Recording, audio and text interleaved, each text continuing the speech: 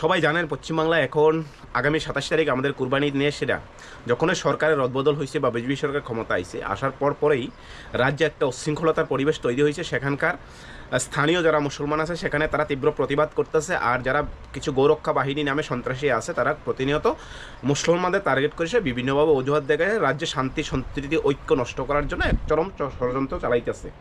একে কেন্দ্র করে সেখানকার সংখ্যালঘু মুসলমানরা মানে কলকাতার মুসলমানরা এতটাই ধার্মিক বিবেকে এতটাই উত্তেজিত হয়েছে যে তারা আজকে নিজের বোধগম্য বা নিজের চিন্তাধারণা প্রায় হারাইতে হয়েছে, হারাইতেছে।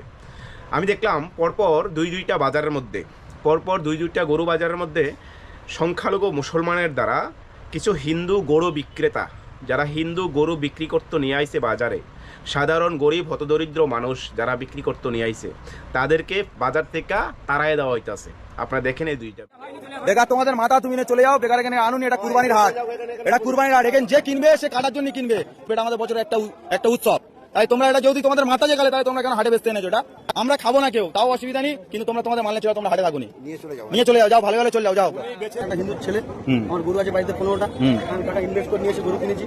গরুটা কিনে নিয়ে এসে আমি গরুটা একটা বাড়িতে আছে এসেছিলাম।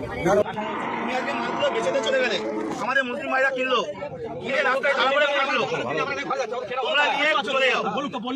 তোমরা কেন, তোমাদের তো মাথা, তোমরা কেন বিক্রি করতে আসছো? তোমাদের মাথা হারে না, তোমাদের মাল কি আমরা কিনে ফাঁসবো? তোমরা চলে যাও, ভালো কথাই বলছি।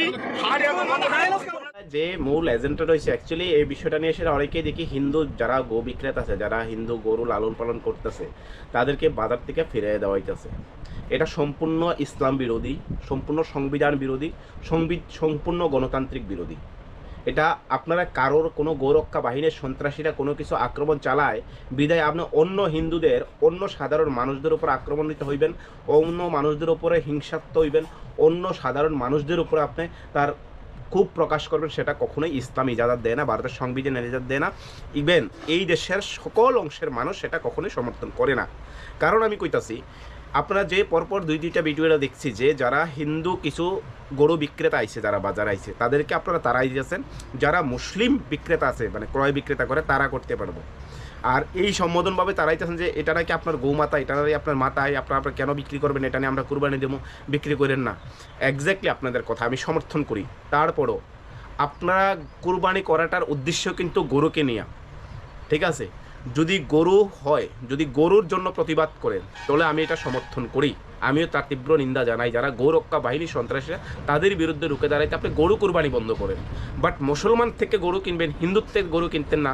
এই বৈষম্যতা, এই হিংসা, এই বিদ্বেষ আমি কখনো সমর্থন করি না।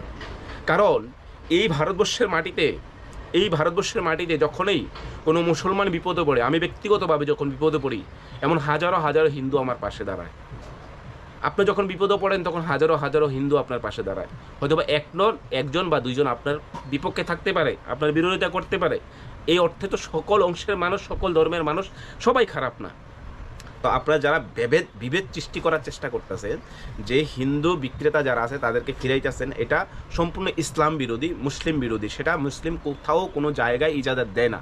যদি বন্ধ করতে লাগে, যদি প্রতিবাদ করতে লাগে, তবে এখানে যারা মার্কেটের ভিতরে হিন্দু, মুসলিম, শিখ, ইসাই যেই গরু বিক্রি করতে আনবো না কিন্তু সবাইকে আপনি ফিরাইতে লাগবে। শুধু বিশেষ করে একটা হিন্দু ছেলেরে পাইসেরা, একজন হিন্দু কৃষক হতদরিদ্র মানুষের পাইসেরা আপনারা গায়ের জোরামি দেখাইসে তাদের বাজার থেকে তাড়া করবেন, সেটা কখনোই এই ভারতবর্ষের মুসলমান কখনোই এটা স্বীকৃতি দিবে না। এটা আপনাদের এক গোয়ামি। এই ধরনের ভুল বিভ্রান্ত করে ইসলাম ধর্মকে বা ইসলাম জাতিকে লজ্জিত করবেন না, মানুষের কাছে হিংসা সরাইবেন না সমাজে। যারা গোরক্ষা বাহিনী আজকে তাদের বিরুদ্ধে লাখো লাখো করোড় হিন্দু তাদের বিরুদ্ধে দাঁড়াইছে রাস্তায়, তাহলে আমাদেরও কর্তব্য।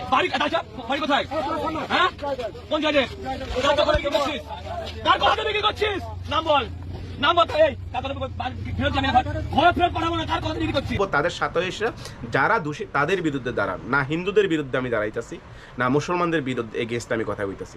আমাদের কর্তব্য যারা এই ধরনের সমাজে উশৃঙ্খলতা তৈরি করতেছে তাদের বিরুদ্ধে রুখে দাঁড়ানো।